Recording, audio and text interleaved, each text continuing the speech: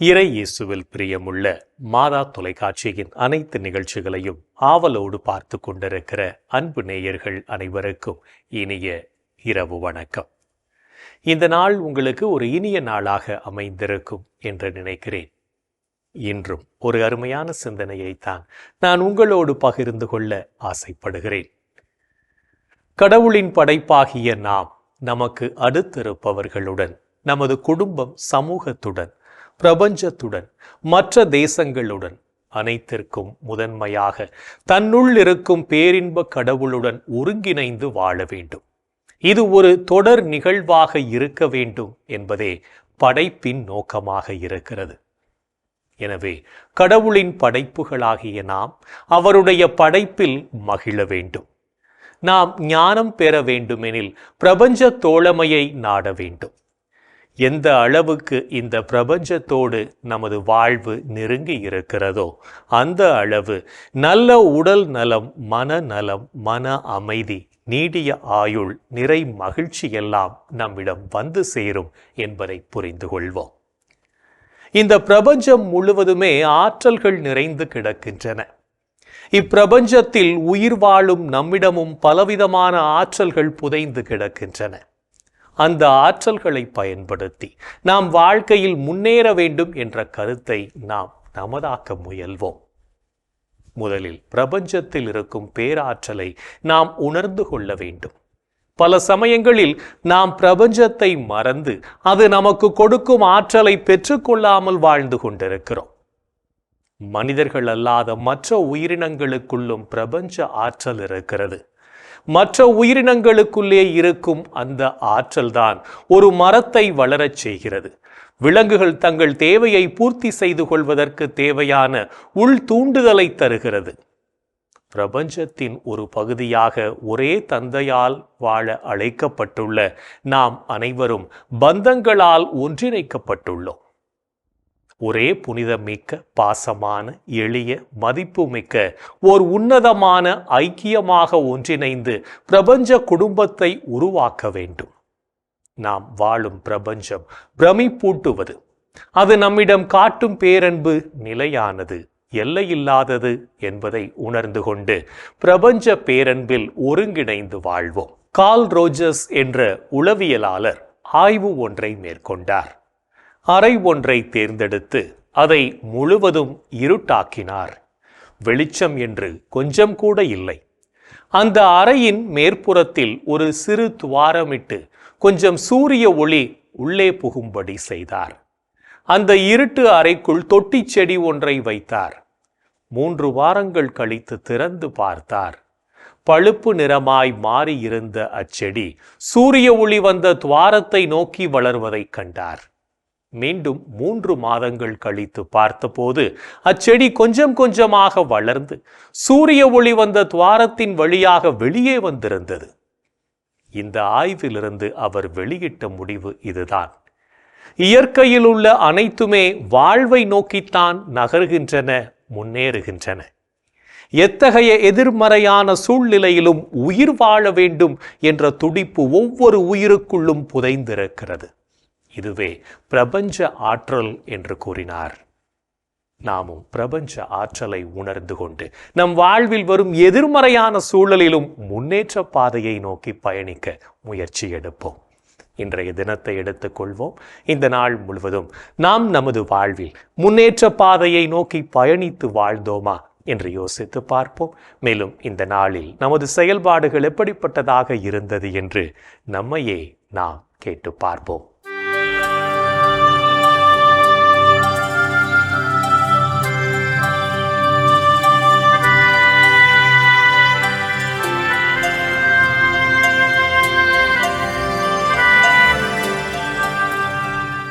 இன்று நீங்கள் அலைபேசிக்கு அடிமையாயிருந்து உங்கள் நேரத்தை விரயமாக்கினீர்களா? நேரத்தை வீணாக்கும் போது கடிகாரத்தை பார். ஓடுவது முள்ளல்ல, உன் வாழ்க்கை. இன்று நீங்கள் உங்கள் கணவருக்கு கீழ்ப்படிந்து நடந்தீர்களா? திருமணமான பெண்களே, ஆண்டவருக்கு பணிந்திருப்பது போல் உங்கள் கணவருக்கு நீங்கள் பணிந்திருங்கள். இன்று நீங்கள் உங்களுக்கு கொடுக்கப்பட்ட கடமையை பொறுப்புடன் செய்தீர்களா? கடமையை செய்தால் வெற்றி, கடமைக்கு செய்தால் தோல்வி. இன்று நீங்கள் மூட நம்பிக்கையை பின்பற்றி நடந்தீர்களா? கடவுள் ஒருவரே, கடவுளுக்கும் மனிதருக்கும் இடையே இணைப்பாளரும் ஒருவரே, அவரே இயேசு கிறிஸ்து என்னும் மனிதர். இன்று நீங்கள் கடவுளின் குரலுக்கு செவிமடுத்தீர்களா? மனிதர் அப்பத்தால் மட்டுமல்ல, மாறாக கடவுளின் வாய்ச்சொல் ஒவ்வொன்றாலும் வாழ்வர். இன்று நாம் எப்படிப்பட்ட செயல்களை செய்திருக்கிறோம் என்று நம்மையே நாம் திரும்பி பார்த்த வேளையில் பல செயல்கள் இறைவனுக்கு ஏற்புடையதாக இருந்தாலும் சில செயல்கள் இறைவனுக்கு எதிராக அமைந்திருக்கும். அத்தகைய தருணங்களுக்காக மனம் வருந்தி மன்னிப்பு கேட்டு மனத்துயர் மன்றாட்டை செவிப்போம்.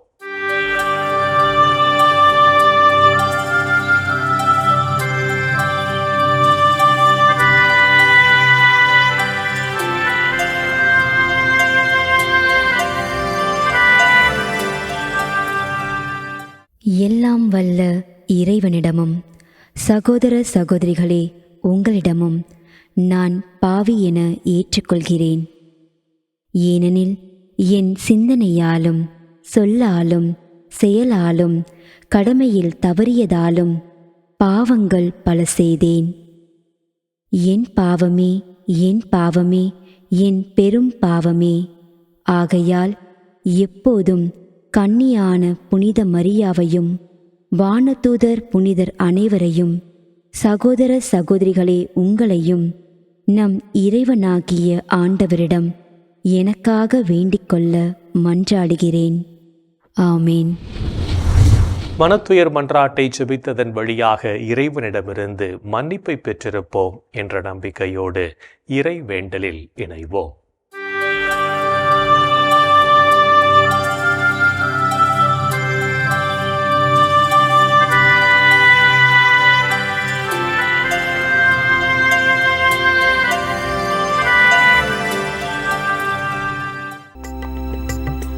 இறைவா இறைவா எமக்கு துணை புரிய வாரும்.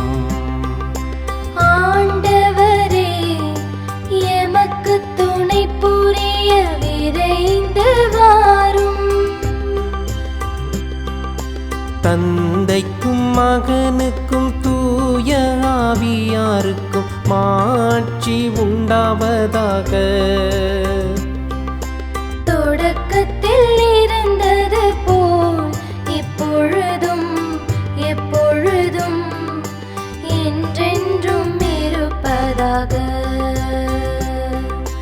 ஆமென்.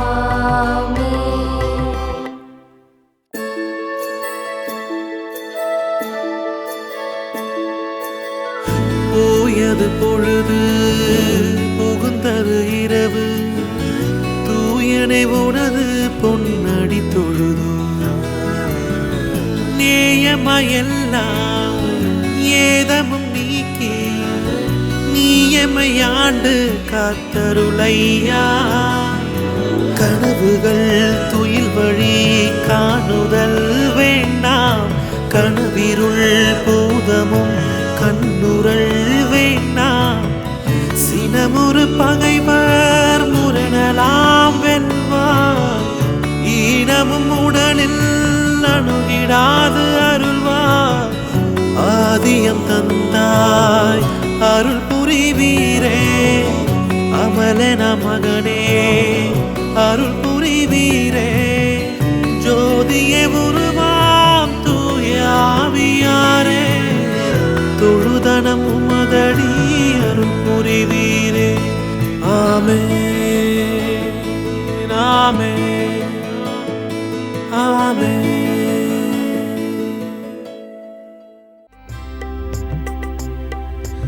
இறைவா இன்னுடல்வும் பாதுகாப்பில் நிலைத்திருக்கும். இறைவா என்னுடலும் பாதுகாப்பில் நிலைத்திருக்கும். இறைவா என்னை காத்தருள்வே, உம்மிடம் நான் அடைக்கலம் புகுந்துள்ளே. நான் ஆண்டவரிடம் நீரே என் தலைவர், உம்மையன்றி வேறு செல்வம் எனக்கு இல்லை என்று சொன்னேன். பூவுலகில் உள்ள தூயோர் எவ்வளவோ உயர்ந்தோர், அவர்களோடு இருப்பதே எனக்கு பேரின்பம். வேற்று தெய்வங்களை தொழுவோர் தங்கள் துன்பங்களை பெருக்கிக் கொள்வர். அவற்றுக்கு செலுத்தப்படும் இரத்தப் பலிகளில் நான் கலந்து கொள்ளேன். அவற்றின் பெயரை கூட நாவினால் உச்சரியேன். ஆண்டவர் தாமே என் உரிமை சொத்து, அவரே என் கிண்ணம். எனக்குரிய பங்கை காப்பவரும் அவரே. இனிமையான நிலங்கள் எனக்கு பாகமாக கிடைத்தன. உண்மையாகவே என் உரிமை சொத்து வளமானதே. எனக்கு அறிவுரை வழங்கும் ஆண்டவரை போற்றுகிறேன். இரவில் கூட என் மனச்சான்று என்னை எச்சரிக்கின்றது. ஆண்டவரை எப்போதும் என் கண்முன் வைத்துள்ளேன். அவர் என் வலப்பக்கம் உள்ளார், எனவே நான் அசைவுறேன். என் இதயம் மகிழ்கிறது, என் உள்ளம் அக்களிக்கிறது. என் உடலும் உம் பாதுகாப்பில் இளைப்பாரும். ஏனெனில் என்னை பாதாளத்தில் விட்டுவிட மாட்டீர். உம் அன்பன் நான் படுகுழியை காண விடமாட்டீர். வாழ்வின் வழியை நான் அறியச் செய்வீர். உமது திருமுன் எனக்கு நிறை மகிழ்ச்சி உண்டு. உமது வலப்பக்கத்தில் எப்போதும் பேரின்பம் உண்டு. தந்தைக்கும் மகனுக்கும் தூய ஆவியாருக்கும் மாட்சி உண்டாவதாக. தொடக்கத்தில் இருந்தது போல் இப்பொழுதும் எப்பொழுதும் என்றென்றும் இருப்பதாக. ஆமென். இறைவா, இன்னுடலும் பாதுகாப்பில் நிலைத்திருக்கும். இறைவா, என்னுடலும் பாதுகாப்பில் நிலைத்திருக்கும். இறைவனின் உடனிருப்பு இந்த இரவு பொழுதிலும் நம்மை பாதுகாத்து வழி நடத்தும் என்ற நம்பிக்கையை இறை வேண்டலின் வழியாக பெற்றுக்கொண்ட நாம் இப்போது நாளைய நற்செய்தி வாசகத்திற்கு செவிமடுப்போம்.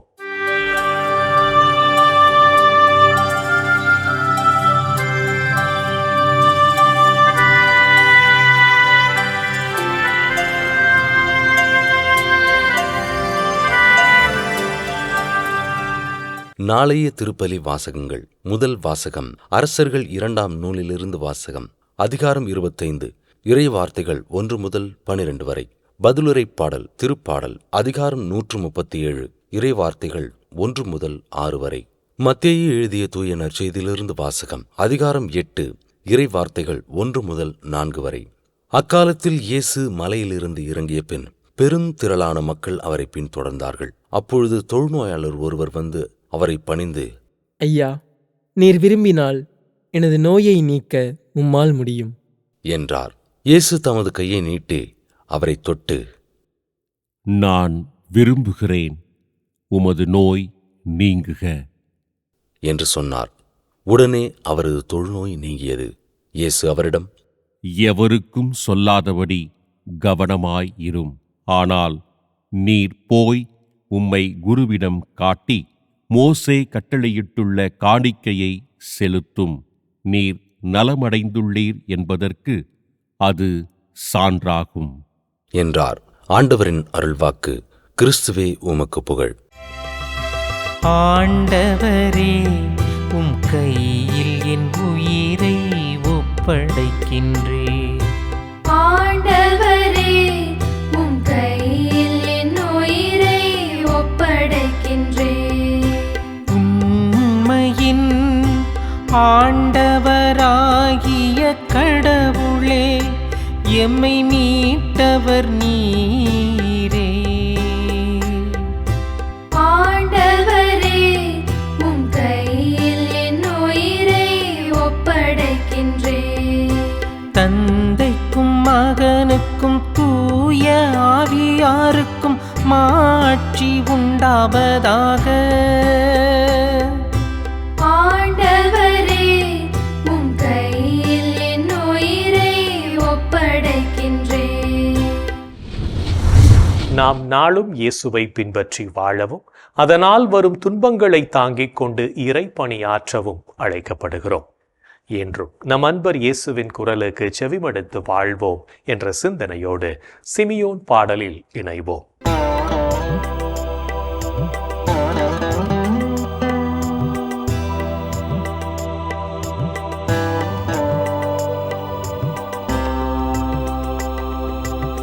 ஆண்டவரே, நாங்கள் விழித்திருக்கும் போது எங்களை காத்தருளும். நாங்கள் தூங்கும் போது எங்களை பாதுகாத்தருளும். இதனால் கிறிஸ்துவோடு விழித்திருந்து அவரோடு அமைதியில் இளைப்பாறுவோம். அவரோடு அமைதியில் இளைப்பாறுவோம்.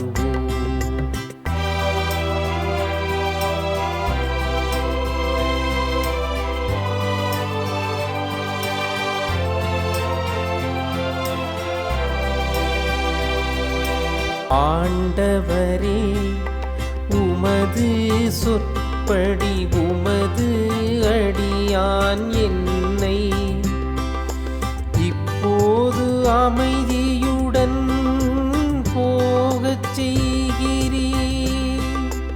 ஏனெனில் மக்கள் அனைவரும் காணுமாறு நீர் ஏற்பாடு செய்துள்ள உமது மீட்பை என் கண்கள் கண்டு கொண்டன.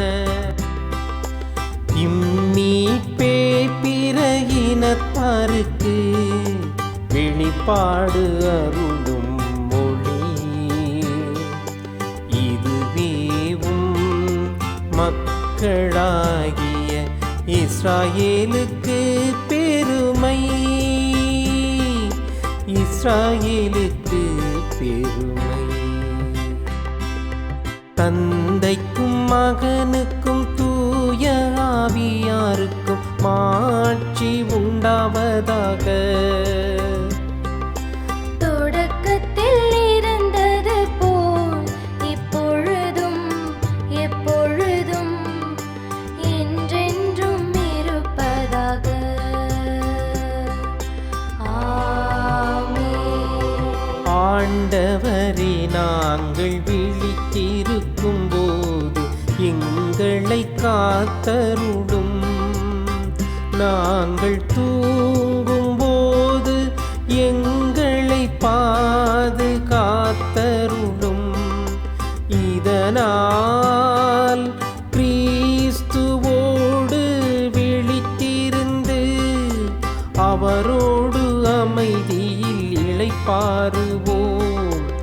அவரோடு அமைதியில் இளைப்பாறுவோம். இறைவன் நம்மை ஒவ்வொரு நொடி பொழுதும் அற்புதமாய் வழிநடத்தி கொண்டிருப்பதை சிமியோன் பாடல் வழியாக உணர்ந்து செபித்த நாம் இப்போது நாளைய புனிதரை பற்றி பார்க்கலாம்.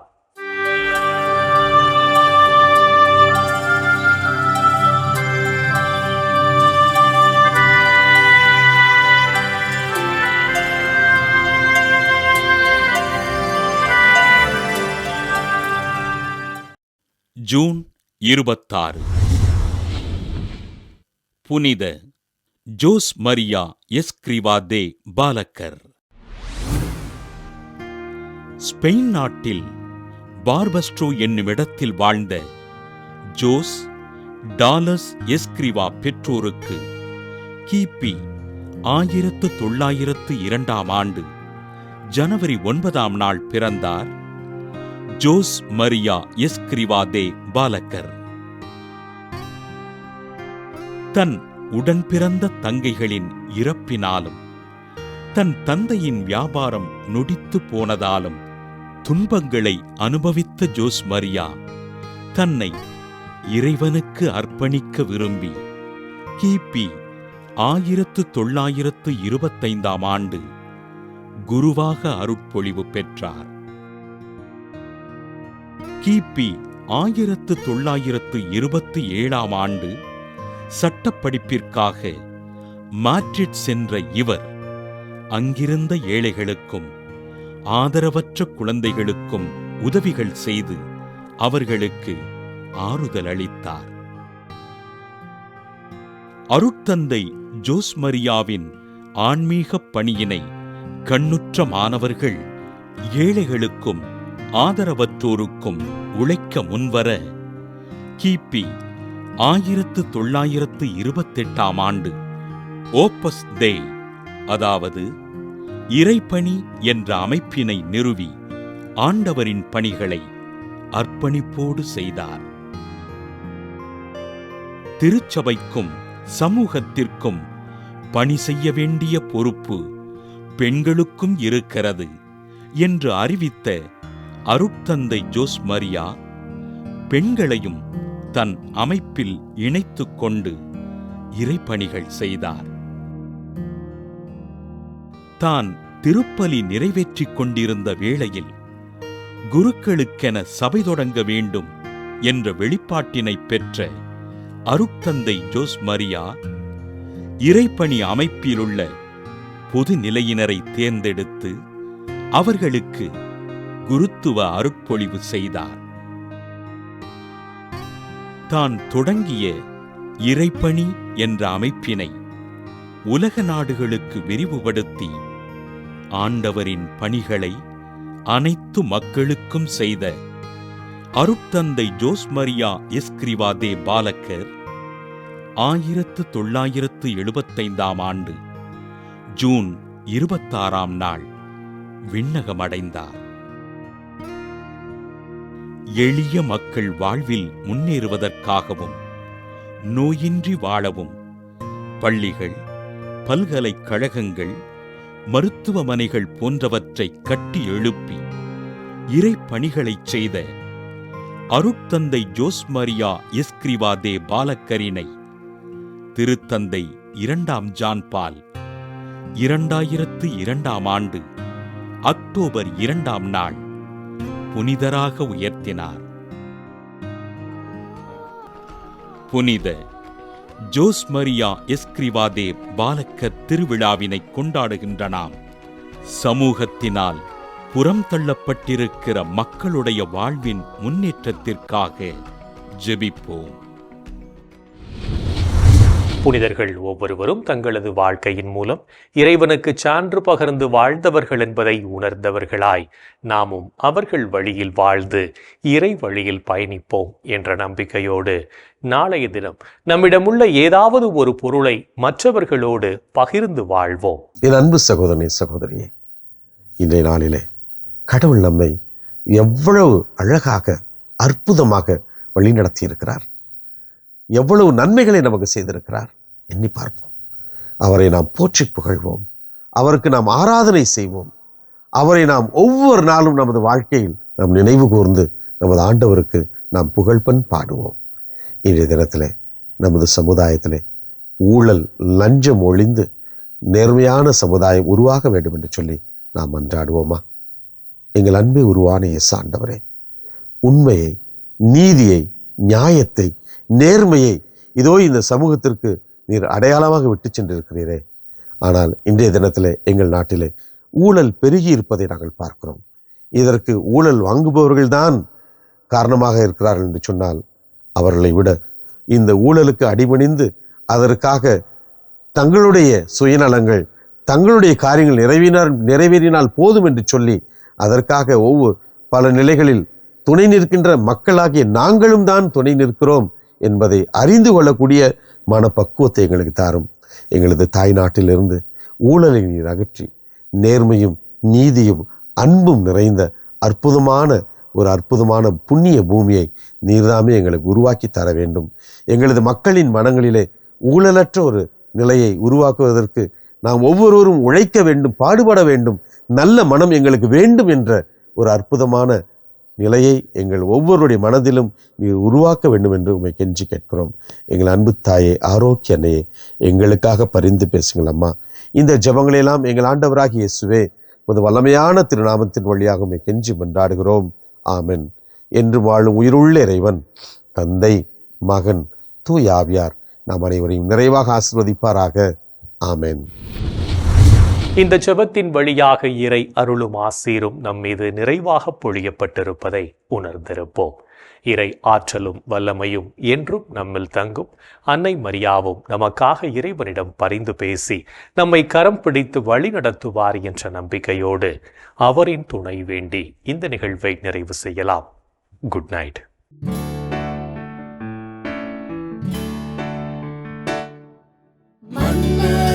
மீட்பரின் மாண்பு